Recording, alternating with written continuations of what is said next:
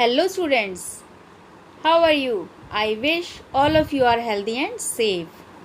तो आज की वीडियो में हम बात करते हैं टेंसेस की। यहाँ पर आपको टेंस का चार्ट दिखाई दे रहा है। तो सबसे पहले हम जानते हैं कि टेंस क्या होता है। टेंस होता है हमारा समय। तो टेंस से हमें समय का पता चलता है। तो यहाँ पर इसकी डेफिनेशन देखते हैं। किसी भी वाक्य में क्रिया का वह रूप जिसके माध्यम से यह पता चलता है कि वाक्य में किए कार्य का समय के साथ क्या संबंध है। कि कोई सेंटेंस है, उसमें कोई कार्य दिया होता है कि ये काम किया गया, कब किया गया, उसका क्या समय था। तो इसके बारे में हमें किससे पता चलता है? टेंस से। तो टेंस से हमें टाइम का पता चलता है कि जो कार्य है वो वर्तमान में किया गया है, अभी हो रहा है, बीते हुए समय में किया गया था या फिर भविष्य में होने वाला है। तो यही कारण है कि वर्तमान, भूतकाल और भविष्य काल के वाक्यों में सहायक क्रियाएं भिन्न भिन्न होती हैं। तो ये सहायक क्रियाएं क्या होती हैं बेटा? आपने सेंटेंसेस में देखा होगा, हम यूज़ करते हैं is, am, are, was, were और will, shall, do, does, did. ये सारी हमारी हेल्पिंग वर्ब्स होती हैं। और इन हेल्पिंग वर्ब से हमें पता चलता है कि जो टाइम है वो किस समय का है, वर्तमान है, भूतकाल है या भविष्य काल है। तो चलिए चलते हैं अपने टेंस चार्ट की तरफ। तो यहाँ पर आपको टेंस दिखाई दे रहे हैं। मेनली जो आपके मेजर टेंसेस होते हैं वो तीन तरह के होते हैं: present tense, past tense and future tense. Present tense वर्तमान काल, पास्ट टेंस भूतकाल और फ्यूचर टेंस भविष्य काल। इतना तो सभी बच्चे बहुत अच्छे से जानते होंगे। तो आज हम इसकी आगे की जो कैटेगरीज हैं उनको हम देखते हैं। तो इसमें हमारे माइनर हेड्स होते हैं indefinite, continuous, perfect and perfect continuous. तो ये जो चार तरह के जो टाइप्स होते हैं ये हमारे तीनों ही टेंसेस में होते हैं। देखिए, जैसे प्रेजेंट टेंस है तो प्रेजेंट टेंस की चार फॉर्म्स होती हैं हमारी: सिंपल प्रेजेंट या present indefinite tense, present continuous, present perfect, present perfect continuous tense. उसके बाद ऐसे ही पास्ट टेंस की हमारी चार फॉर्म होती हैं: सिंपल पास्ट या past indefinite, past continuous, past perfect and past perfect continuous. उसी तरीके से हमारी फ्यूचर टेंस की भी चार फॉर्म्स होती हैं: सिंपल फ्यूचर या future indefinite tense, future continuous tense, future perfect tense and future perfect continuous tense. तो इस तरीके से हमारे जो three type of major tenses हैं ये आगे कैटेगरीज में डिवाइड होते हैं और टोटल हमारे जो टेंसेस हैं वो हमारे 12 हो जाते हैं इन सबको मिलाकर। तो अब हमें 12 जो हमारे टेंसेस हैं उनको सीखना है और उनमें हम कौन कौन सी हेल्पिंग वर्ब यूज़ करते हैं और हमें कैसे पता चलेगा कि ये कौन सा टेंस है। तो हम आपको उसके रूल्स बताएंगे, आपको पहचान बताएंगे, जिससे आपको किसी भी सेंटेंस को देखते ही पता चल जाएगा कि ये कौन सा टेंस है। तो देखिए, यहाँ पर आपको एग्जाम्पल भी दिया गया है। जैसे यहाँ पर लिखा है I play football, I played football, I will play football. तो यहाँ पर आपका सब्जेक्ट और आपका ऑब्जेक्ट ये दोनों सेम है सभी सेंटेंसेस में, सिर्फ आपकी जो हेल्पिंग वर्ब है और मेन वर्ब है उसमें ही चेंजेस आए हैं। तो आपको ये चेंजेस ध्यान देना है कि कौन से टेंस में हमारी कौन सी हेल्पिंग वर्ब लगेगी और कौन सी हमारी वर्ब की फॉर्म लगेगी। तो आपको इस चीज़ का ध्यान देना है। तो पहले हम देखते हैं हमारा जो इसका जो स्ट्रक्चर है वो क्या होता है। जो प्रेजेंट इंडेफिनिट टेंस है, प्रेजेंट इंडेफिनिट टेंस की पहचान होती है हमारी, उसमें वाक्य के अंत में ता है, ती है, ते है आता है। जैसे मैं स्कूल जाती हूँ। और पास्ट टेंस में क्या आ जाता है? ता था, मैं स्कूल जाती थी। और आपकी हेल्पिंग वर्ब लगेगी डिड। प्रेजेंट टेंस में आपकी हेल्पिंग वर्ब लगती हैं डू या डज। ऐसे ही फ्यूचर टेंस में आपका गा, गी, गे आता है वाक्य के अंत में। जैसे मैं स्कूल जाऊंगी, तो इसमें आपकी हेल्पिंग वर्ब लगेगी शैल या विल। ऐसे ही कॉन्टिन्यूअस टेंस में आपकी जो सेंटेंस है वो ख़त्म होता है रहा, रही, रहे, और आपकी हेल्पिंग वर्ब है वो इज़, एम, आर लगेगी। जैसे I am going to school, मैं स्कूल जा रही हूँ। पास्ट में मैं स्कूल जा रही थी, हेल्पिंग वर्ब आपकी वॉज, वर लग जाएंगी। और फ्यूचर में होगा आपका रही होंगी, मैं स्कूल जा रही होंगी, तो आपकी जो हेल्पिंग वर्ब है शैल बी और विल भी लगेंगी। ऐसे ही परफेक्ट टेंस की पहचान होती है। प्रेजेंट परफेक्ट है तो उसमें चुका है, चुकी है, चुके हैं। तो जैसे मैं स्कूल जा चुकी हूँ या मैं स्कूल का काम कर चुकी हूँ, तो यहाँ पर आपकी हेल्पिंग वर्ब लगेगी हैज़ या हैव।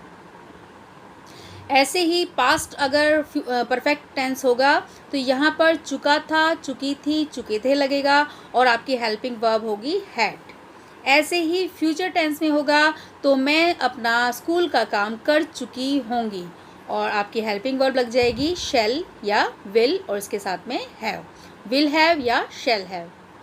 ऐसे ही परफेक्ट टेंस में, परफेक्ट कॉन्टिन्यूअस टेंस में कोई टाइम दिया होता है, जैसे मैं सुबह से पढ़ रही हूँ, तो यहाँ पर आपकी हेल्पिंग वर्ब हो जाएगी हैज़ और हैव।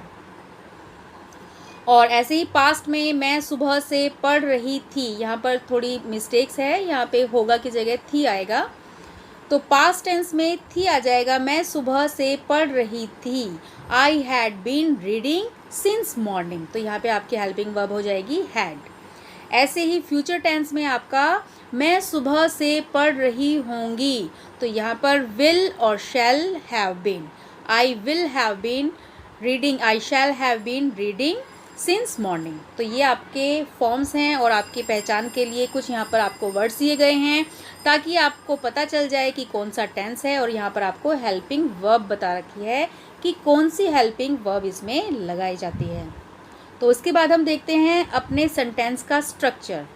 आपका कोई भी जो सेंटेंस होता है उसमें आपका मेन एक सब्जेक्ट होता है, आपकी वर्ब होती है और आपका ऑब्जेक्ट होता है। जैसे I am reading a book, तो यहाँ पर आई जो है वो आपका सब्जेक्ट है, एम रीडिंग, एम जो है आपकी हेल्पिंग वर्ब है, रीडिंग आपकी मेन वर्ब है और बुक आपका ऑब्जेक्ट है। तो आपका जो सब्जेक्ट है वो कोई नाउन हो सकता है या कोई प्रोनाउन हो सकता है। नाउन आप सभी को पता है, name of person, place and things, and pronoun जो हैं वो जो नाउन की जगह पर हम वर्ड्स यूज़ करते हैं उनको हम कहते हैं प्रोनाउन। जैसे राम के लिए हमने यूज़ किया ही और राधा के लिए यूज़ किया शी।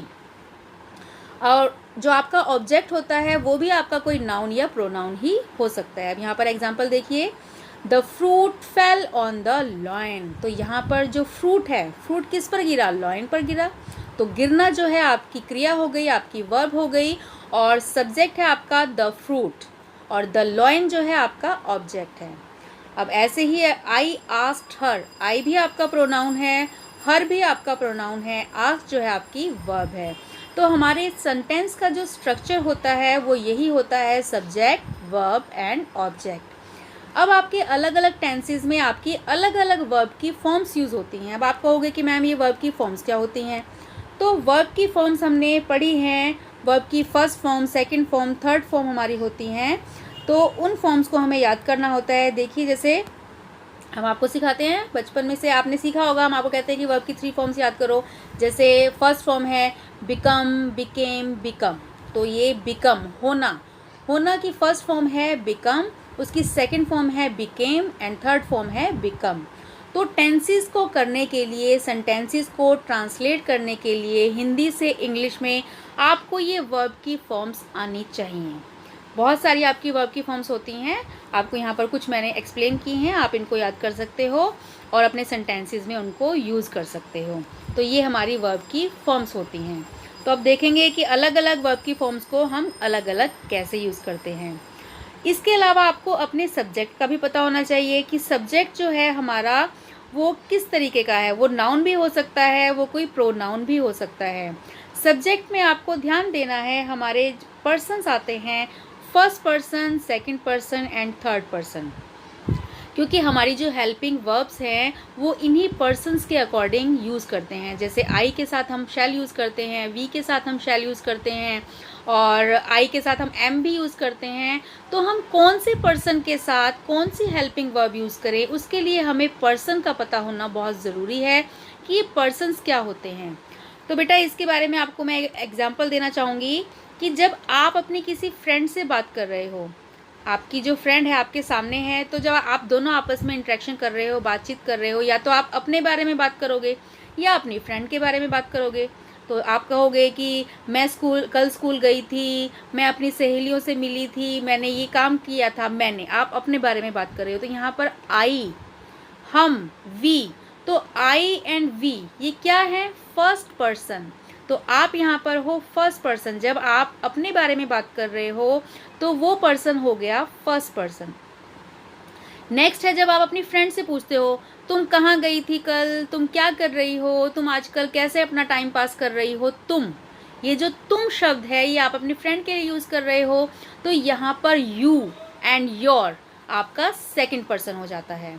और थर्ड पर्सन है कि आप दोनों फ्रेंड्स मिलकर किसी तीसरे के बारे में बात कर रही हो कि कल मैंने सीमा को मार्केट में देखा था, किसी तीसरे पर्सन की बात हो रही है। सीमा यहाँ पर थर्ड पर्सन है और दे देम उनके बारे में बात कर रहे हो, मतलब कि आप दोनों मिलकर किसी और के बारे में बात कर रहे हो, तो वो हमारा थर्ड पर्सन हो जाता है। देखिए यहाँ पर आपको कुछ एग्जांपल्स भी देते हैं, जैसे I, we, me, my, our, ours, us and mine.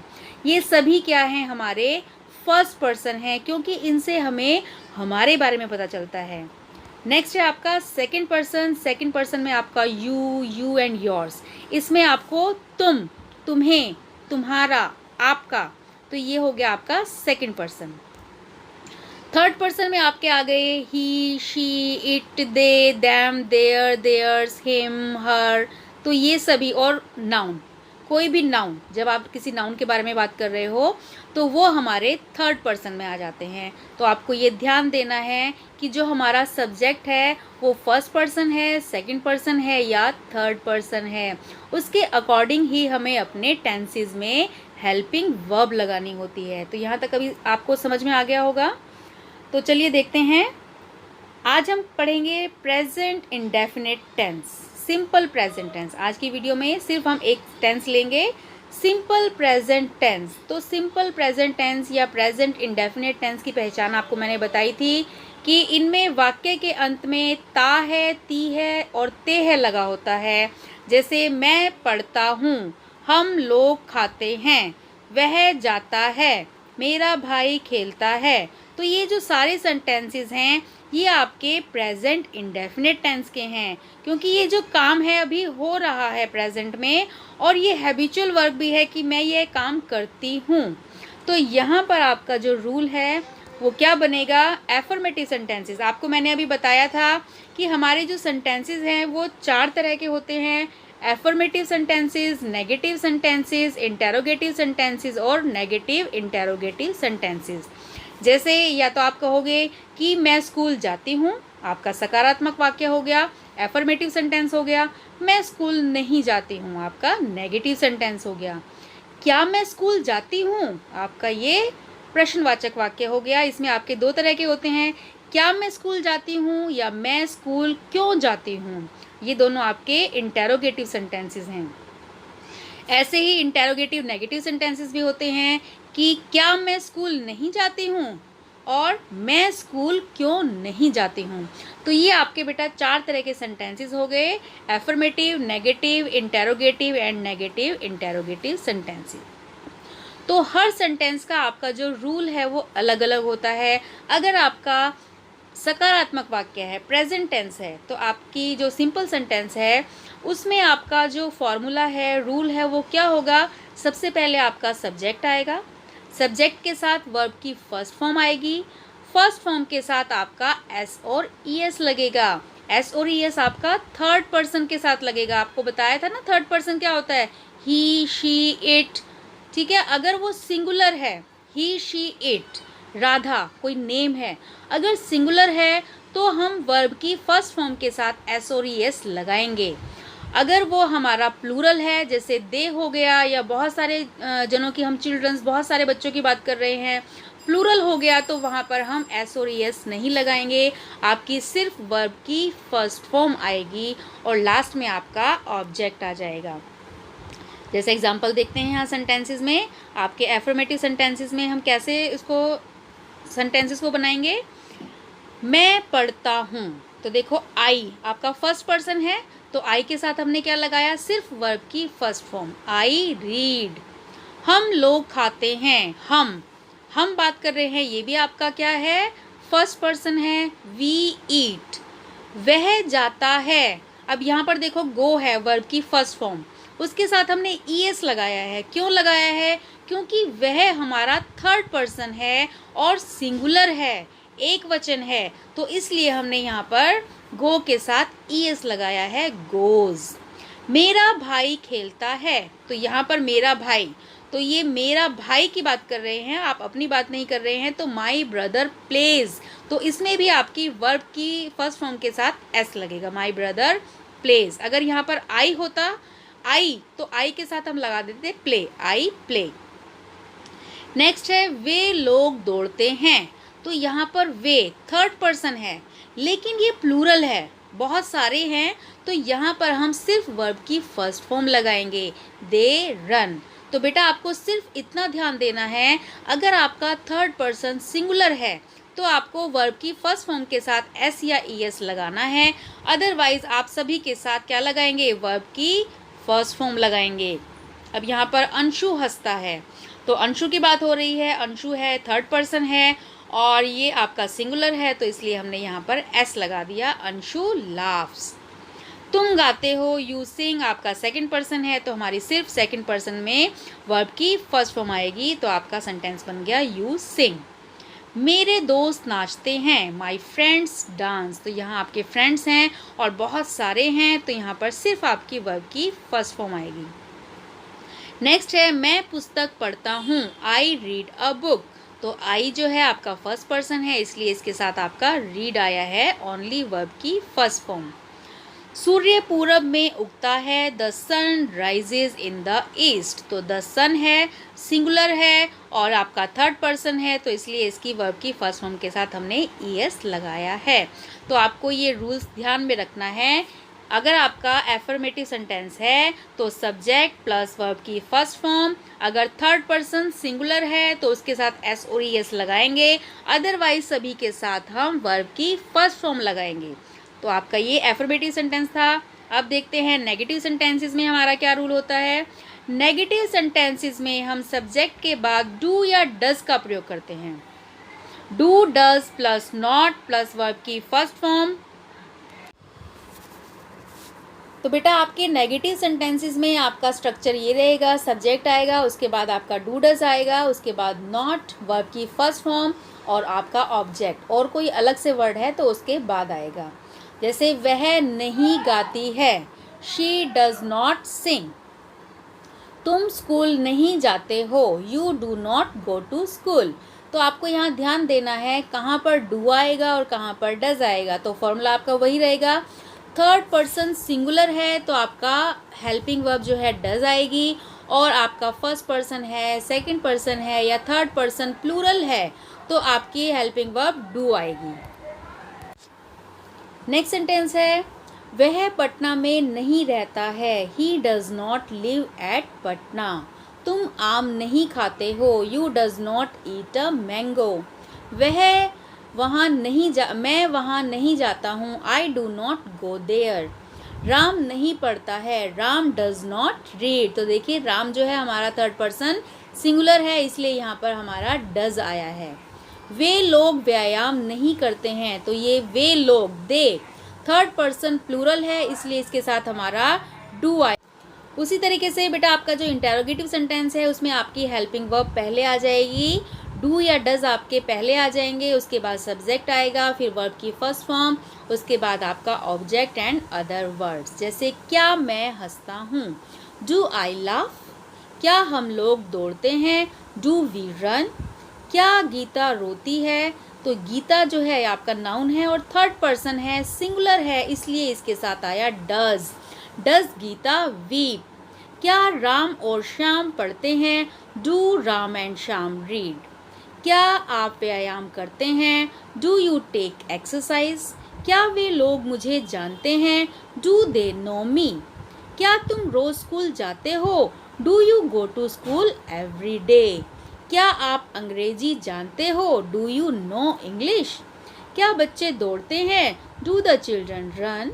और यहाँ कुछ अलग टाइप के भी सेंटेंसेस होते हैं जो इंटेरोगेटिव सेंटेंसेस होते हैं, लेकिन जिनमें जो हमारा WH वर्ड है, जो क्वेश्चन वर्ड है, वो सबसे पहले आता है। जैसे ये सेंटेंस है वह क्या करता है। अब देखिए डिफरेंस, देखिए इस सेंटेंस में क्या था, क्या मैं हंसता हूँ। जब आपका वाक्य क्या से शुरू होता है, जो प्रश्न वाला जो वर्ड है आपका स्टार्टिंग में आता है, तब हम अपने जो ट्रांसलेशन करते हैं तो हमारा रूल बनेगा डू डज। जो हमारी हेल्पिंग वर्ब है वो सबसे पहले आ जाती है, उसके बाद हमारा सब्जेक्ट आता है, फिर वर्ब की फर्स्ट फॉर्म आती है और बाकी ऑब्जेक्ट आता है। लेकिन जो इस तरीके के सेंटेंसेस होते हैं जिनमें हमारा क्वेश्चन वर्ड, जो हमारा प्रश्न जो शब्द है वो बीच में आता है, वह क्या करता है। तो आपका क्या होगा, जो वर्ड है, जैसे क्या है, क्या की इंग्लिश हम सबसे पहले लेकर आएंगे व्हाट डज ही डू। आप कहाँ रहते हो, तो कहाँ की आपकी English where. Where do you live. आप लोग कब गाते हो, कब सबसे पहले ले आएंगे व्हेन डू यू सिंग। तो आपका जो फॉर्मूला है वो क्या बनेगा, WH वर्ड आपका सबसे पहले आ जाएगा, उसके बाद डू डज आएगा, फिर सब्जेक्ट, और अगर नेगेटिव सेंटेंस है तो आपका नॉट आ जाएगा, और फिर उसके बाद वर्ब की फर्स्ट फॉर्म। जैसे कि सेंटेंस में है बच्चे क्यों नहीं पढ़ते हैं, why do the children not read. और अगर नेगेटिव सेंटेंस नहीं है, सिंपल है, तो आपका नॉट नहीं आएगा। तो इस तरीके से आपके सेंटेंसेस जो हैं वो ऐसे बनेंगे। तो मैंने आपको सारे पैटर्न बताए हैं, आपको रूल्स भी बताए हैं। ये आपका एफर्मेटिव सेंटेंसेस हैं, उसके बाद ये आपके नेगेटिव सेंटेंसेस हैं, इनका रूल कैसे बनता है। इंटेरोगेटिव सेंटेंसेस का रूल आपको बताया है, और WH इंटेरोगेटिव नेगेटिव जो सेंटेंसेस हैं उनका रूल मैंने आपको बताया है। एक बार आप इनके रूल्स को दोबारा रिवाइंड कर लीजिए। ये आपके सारे रूल्स मैंने यहाँ पर आपको बताए हैं, एक ही पिक्चर में आपको सारे रूल्स मिल जाएंगे। और उसके बाद मैं आपको कुछ एग्जांपल्स देती हूँ, इनको आप खुद सॉल्व कीजिए, इन रूल्स को अच्छे से लर्न कीजिए, और ये जो सेंटेंसेस आपको प्रैक्टिस के लिए दिए हैं आप इनको ट्रांसलेट करने की कोशिश कीजिए। और अगली वीडियो में हम आपको past indefinite and future indefinite के बारे में बताएंगे। डिटेल से आपको सभी जो सेंटेंसेस हैं उनके रूल उनकी एक्सप्लेन करेंगे उनको, और कैसे कौन से सेंटेंस में कौन सी हेल्पिंग वर्ब यूज़ होती है, कैसे हम ट्रांसलेट करते हैं सेंटेंसेस को, वो हम नेक्स्ट वीडियो में देखेंगे। तो अगर आपको नेक्स्ट वीडियो देखनी है तो आपको ये चैनल सब्सक्राइब करना पड़ेगा, और जैसे ही आप सब्सक्राइब करेंगे आपकी जो नेक्स्ट वीडियो है अपलोड होते ही आपके पास उसकी नोटिफिकेशन आ जाएगी। तो thanks for watching the video.